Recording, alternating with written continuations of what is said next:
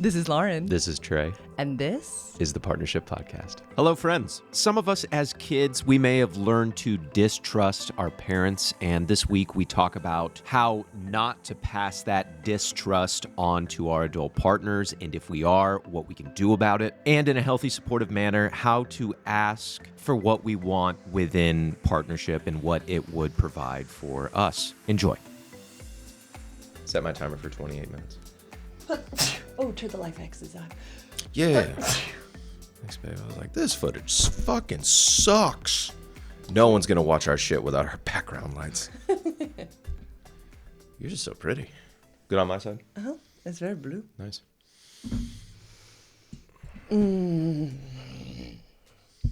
Babe, we just keep changing our times up. Last week we were 1 p.m. on a Thursday. Mm-hmm. Now we're 6 a.m. on a Wednesday. Mm-hmm. This is exciting times. Well, I mean, in, Labor Day, we just got done with Labor Day and the special forces, men and women of this country, they're constantly having to work when it's called upon them.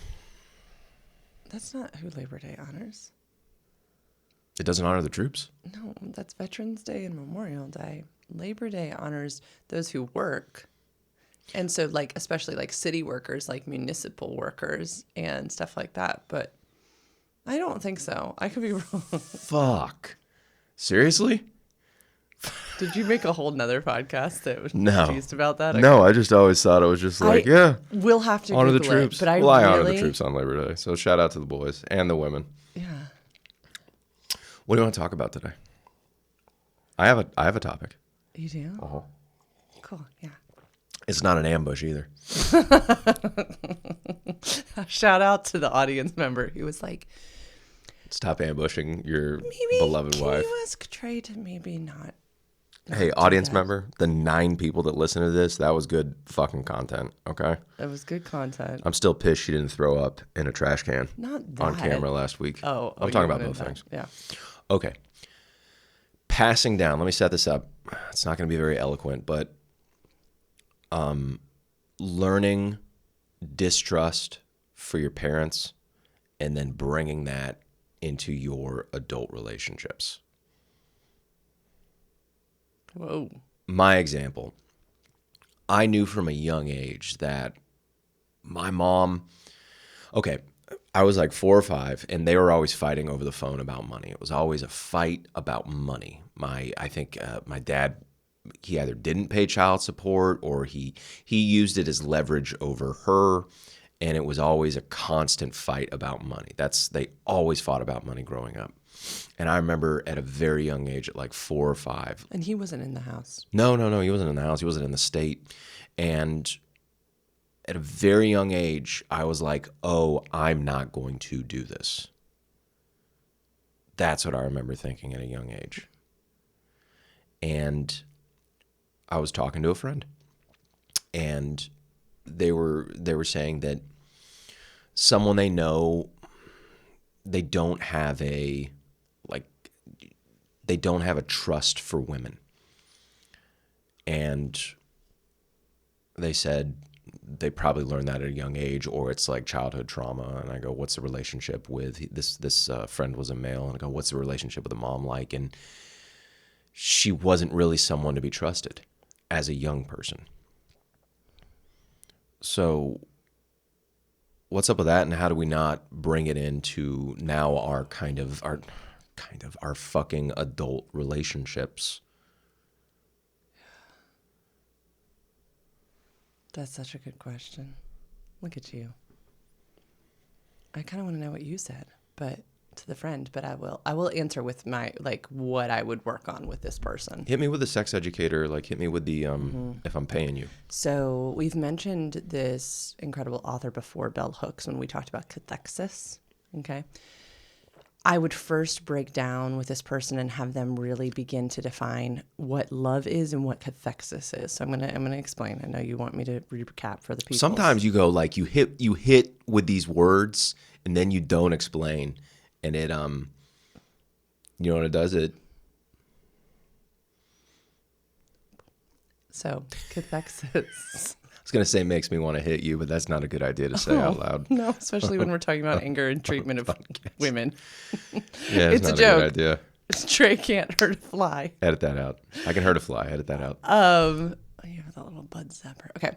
I would first start to talk about the difference between cathexis and love, because I think what is so tricky about fractured, less than perfect relationships with our parents is that we are biologically programmed to still want to have some type of affection towards them. It's really hard for us all as human beings to just walk away from our parents. That's why so many of us have unhealthy relationships with our parents, because we think, well, they raised me. They put a roof over my head. They did all of these things.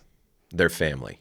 Yeah. Yep. Blood, right? I mean, think about all of the things that we say in favor of family. We don't have a lot of critical thinking terms that help us define what family was and wasn't. So it does really help me to define cathexis, which is an emotional investment in or protection of, care for type of thing. So when we have another word, I think, to describe what our parents did provide for us, put a roof over our head, these types of things, but then we can draw the line at what was healthy and what was not healthy. Then we're able to say, okay, well, what does love look like?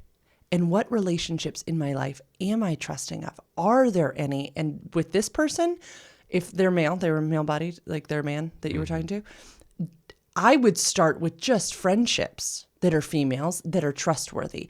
I would find, is there a coworker? Is there any female in the hemisphere that they could like call upon in their memory as, no, that woman is trustworthy? We have to sever that tie between all women are my mom. And here's another reason why. We form, number one, our primary understanding of what relationships are, sexual and non-sexual, in our homes.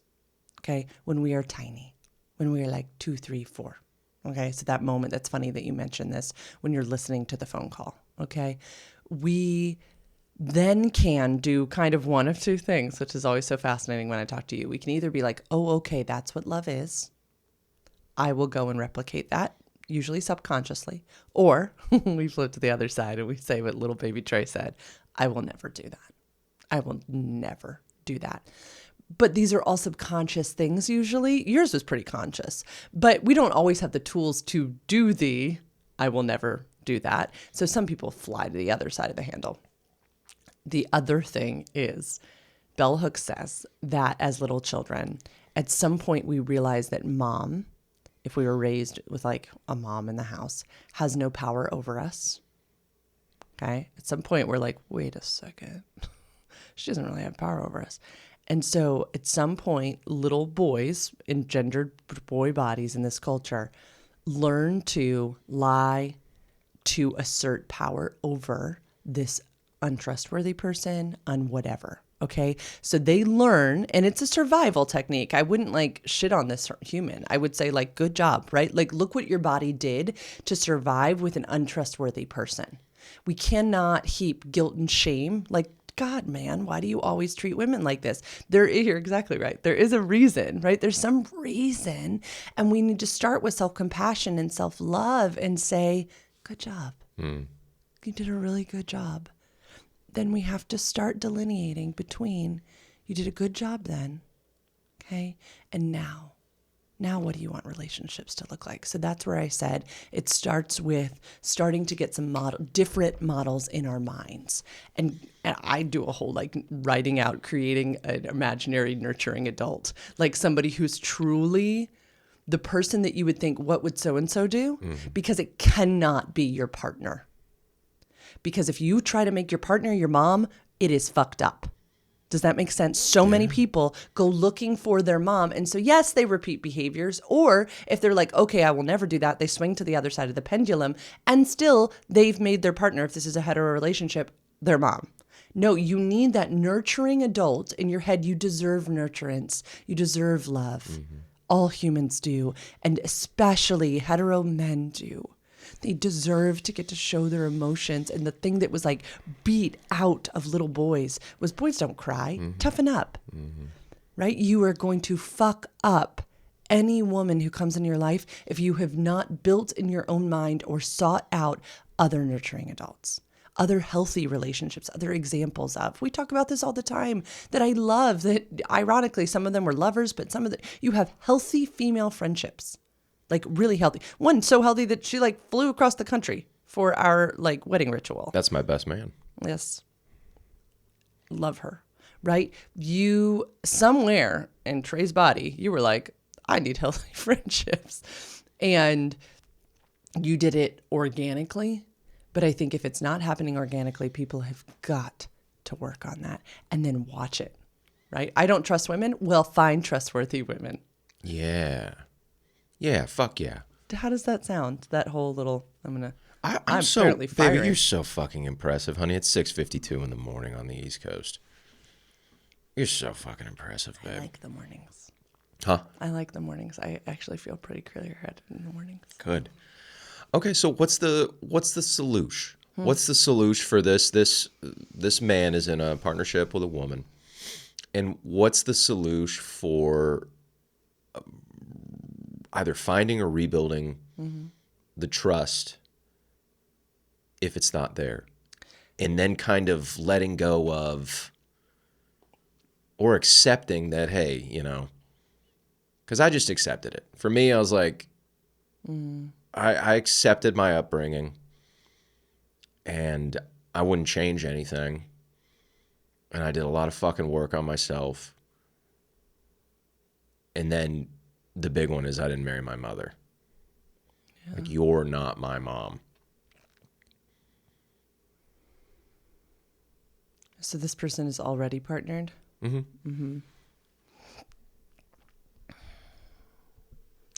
What's the solution for any guys or any women out there that don't trust? Well, they just have a kind of a deep distrust for maybe the opposite sex. Mm-hmm. Yeah. Mm-hmm.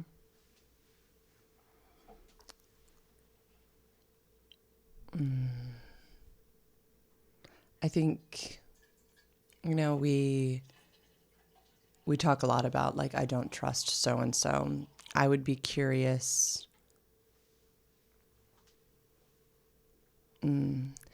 So saying something like that is actually a position of control. Hear me out. Okay. You and I deal with this when you will avoid asking me for help, right? Because then the service stays all in your hands. I would again go back to the human if they have a deep distrust of women. And I would say, what are you afraid of?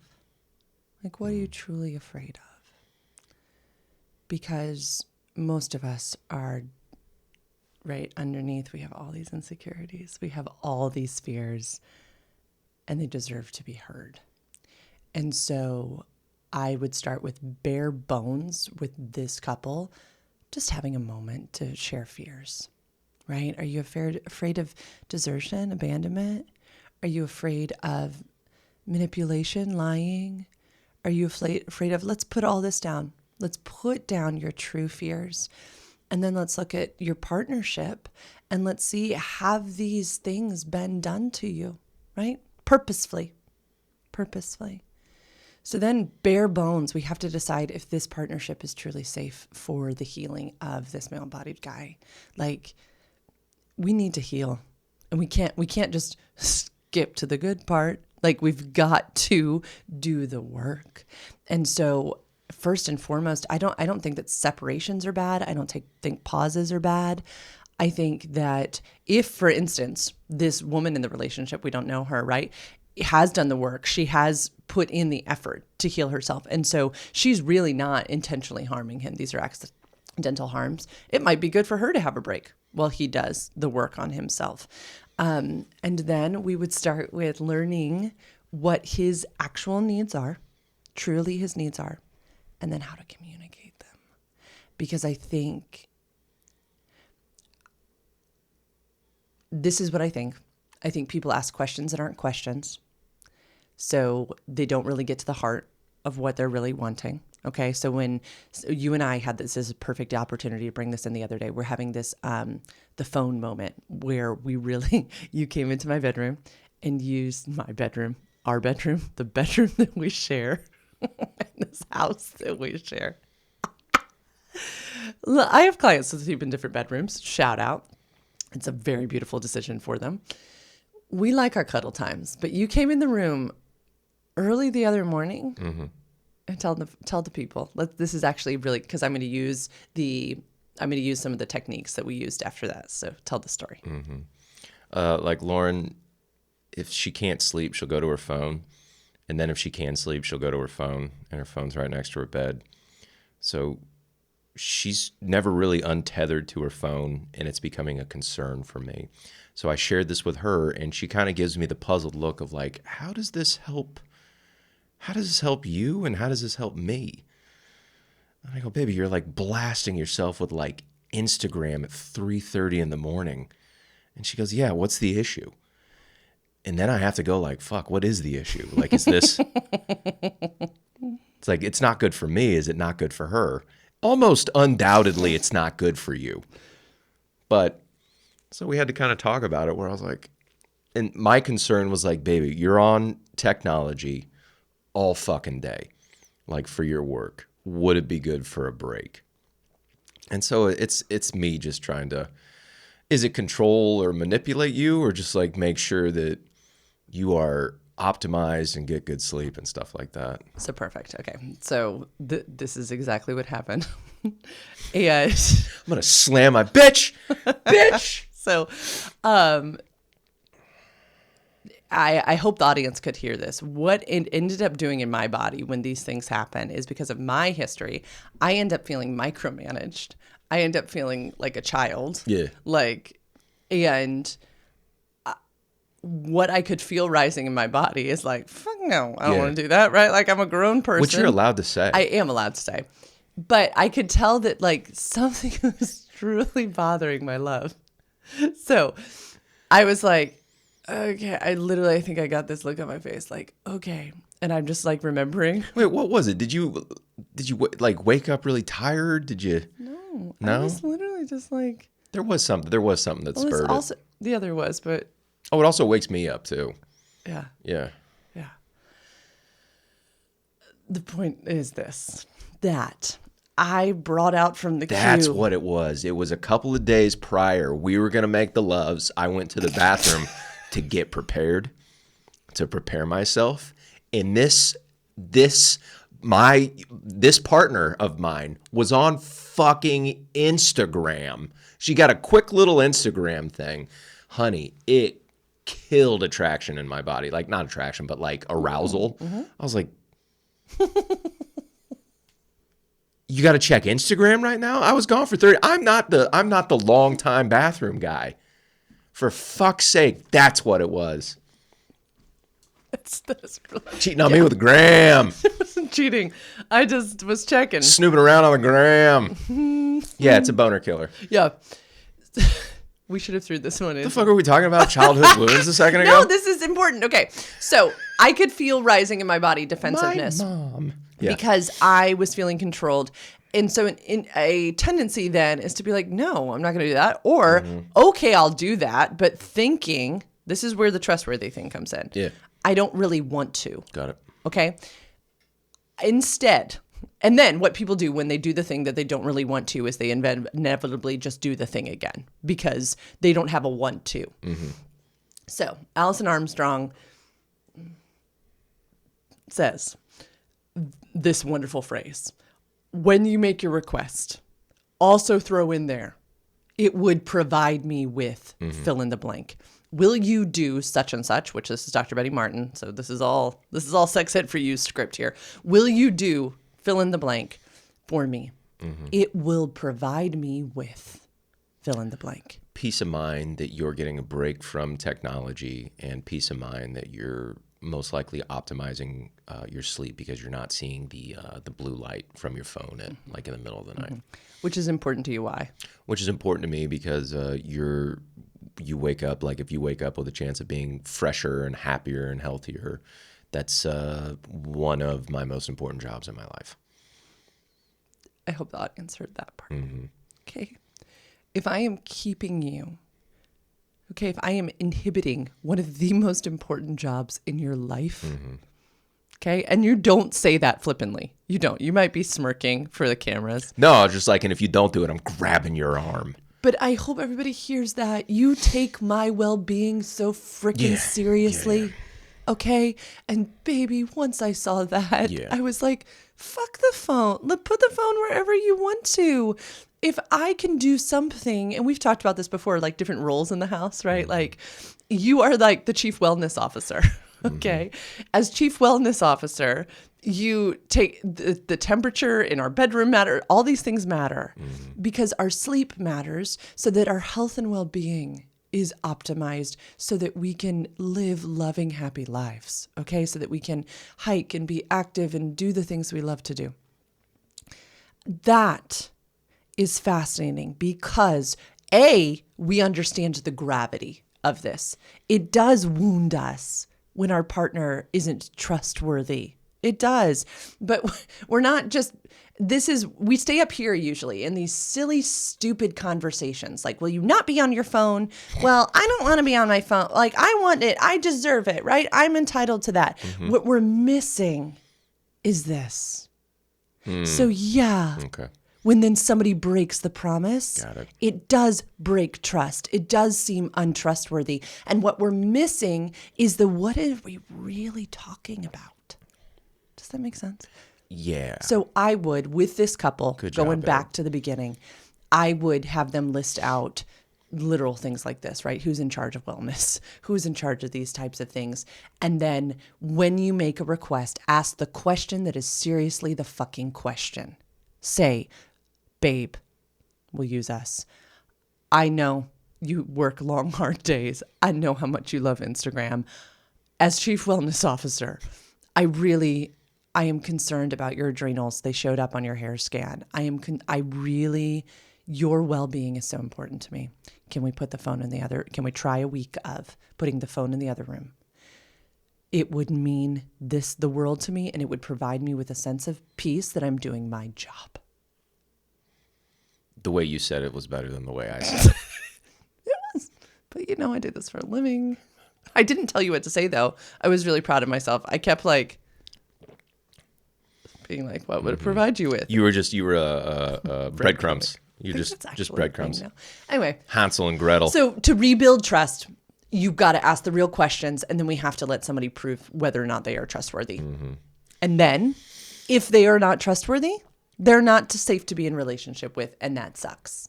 Okay, so if we say, hey, I am noticing in my body that your well-being is important to me. Can we put the phone away in the other room so that it would provide me with a sense of peace that you're getting the sleep that you have? I go into my body with agency and I say, yeah, can we try a week and see how that works? Okay, and we say we put the phone over here. Let's do this tonight. Seriously, we can report back to the audience. Then if you wake up in the middle of the night and I've come in here, got my phone and brung it back in, it shows us something. Okay. Yeah. You can go to curiosity first. Like what's that about? Blah, I just blah. go to fucking asshole. Right. Okay. Yeah, what a fucking asshole. Well, so this makes things real clear though, doesn't it? Maybe I am untrustworthy. Okay. But we can't know whether a person is trustworthy or not if we are not actually putting out a test for them. We can't make up these bogus things like this person's not trustworthy. Well, what did you ask? What did you ask them? How do you know? Most people will say, I don't know. I just feel it. Well, I would say that intuition maybe is good, but maybe you're making this person your mother. Let's set him a trap. Good. Yeah. Smart. Let's catch him. And then guess what? The opposite could also be true. The opposite could be that your partner is exceedingly trustworthy and you have never given them the opportunity to show you, because before they have an ability to show you, you decide in your mind, you rob them of their agency and you make them your mother. That's when you make a more sophisticated trap for them to get caught in. I've done this countless times. Please tell your buddy. When you have never done this to me, but I've done this to you. I have made you my father in my mind. Okay. Or my ex-husband. And you've had to look at me and you've had to say, babe, Yeah. I am not your father and I am not your ex-husband. Yeah. And it's not from a place of manipulation. This needs to be said. You don't manipulate me. Thank you, puppy. Try hard not to. Yeah. So it's from a place of, correct me if I'm wrong, it's learned experience. Yeah. Yeah. So when we run into those times, all that is mine to do is to go into my body and figure out the trigger, the pattern, the whatever that set off this tendency, because we are a culmination of our lived experiences. And that's okay, right? A trauma-informed approach is not, what is wrong with you? It's, what happened? What happened to you? Okay? I had some shit happen to me. All right? It's not that I am broken. It's that I need to rewire my brain. I think I said this a couple of times ago, but I recently read that when we learn something new, we create chaos in the brain. We confuse the brain. So it's got to be like, it's got to like go a different way. That's what all of this is, okay? Is that when you say to me, babe, I'm not your dad and I am not your ex-husband, which, shout out, we love the ex-husband now, but then we did not in the trauma days. You're not saying it like, stop treating me like that, you jerk. You're saying that like something's crossed here, right? Like, let's figure it out. Then I have to go back into my body, which that just means for me journaling out what was going on, the situation. Is it reminiscent of an old situation? Usually we can find. And then me saying, okay, so Trey is not these people. How do I create different patterns in my body? And then my job is not to go to anger, is not to go to frustration, is not to eventually go to rage, is not to storm out, is not to deflect. My job sometimes is to shut the fuck up and hold space and give you the time to figure that thing out. Yeah. That's like, oh yeah, he's not doing these things. Yeah. Consult with this beautiful human being right here. Go to sexedforyou.com/free consult. No forward slashes. Did I say it? I'm fucking it up. Anyway, so go to the website and then meet with Lauren, and then you can talk about your problems. And I want people to know this. And with some of my couples were saying this the other day, that like it's so neat to come to a space where it's neutral grounds, like there's no pitting against one another, because that's not how I function. When a couple comes in for the first time, when we're deep in sessions. Got it. You said something that was pretty fucking amazing. Where like this podcast, somebody made the observation. It's like, oh, she doesn't hate men. Yeah. Do a lot of therapists not like men? This is the problem. We talked about this after Barbie. That a lot of people think feminism is the hatred of men, which it is not. It is the uplifting and the making all sexes equal, all genders, all blah, blah, blah. No, and I think it is part of my mission as a sexuality educator, as a person who is, constantly advocating for pleasure, especially clitoral pleasure, so pleasure for the clitoris, this is our main sex organ, is that we also don't create this atmosphere in which we shame men. Like, that just breaks my heart. It literally makes me want to cry. Yeah, she's not going to gang up on you, fellas. Guys, it's me. If you're on Spotify, if you're on YouTube, look at the video. She's safe. I don't know. I grew up, I have 3 brothers whom I adore so deeply. And I always thought I'd have lots of boys. I really love masculine energy and hetero cisgendered masculine energy. I've always had this fondness for it. And so it's oftentimes whether they're on Zoom or they're in my office, I'll think oh, this is my dream come true. Yeah. One guy, right? They get a feedback thing after everything, and after their intake, he wrote back Lauren's fucking awesome. She curses. This is so fun. Yeah, y'all, I'll meet you where you are. It's kind of my joyous delight. So yeah, I think that each of us grew up with a certain set of circumstances. And there's this thing called the ACE test. If people want to see like how adverse their experiences were, you can literally Google ACE or adverse childhood experiences. And it's a 10-question test. That's all. We should do it for you. And it literally just asks you 10 questions, and your score from 0 to 10 shows kind of how fucked up your childhood was. Mm-hmm. So at least you can be like, oh, I should maybe work on that. Mine's pretty high. For me, it was a really important moment for me when I watched this cool documentary on childhood trauma. Mm-hmm. For me to go, oh, I was partnered still. My ex-husband and I were still married. And it was one of the turning moments where I thought, not only is my score pretty high, his would be close to a 10. And he is not working on this, wasn't then. Mm-hmm. Yeah. So fucked up childhood trauma. Mm-hmm. If you got it, which a lot of us do, you should work on it because it's affecting your partnerships.